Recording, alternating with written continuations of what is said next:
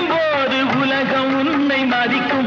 உன் நிலைமை கொஞ்சம் இறங்கி வந்தால் நிழலும் கூட மிதிக்கும். உயர்ந்த இடத்தில் இருக்கும் போது உலகம் உன்னை மதிக்கும். உன் நிலைமை கொஞ்சம் இறங்கி வந்தால் நிழலும் கூட மிதிக்கும். மதியாதார் தலைவாசல் மிதிக்காதே என்று மானமுள்ள மனிதனுக்கு அவ்வை சொன்னது.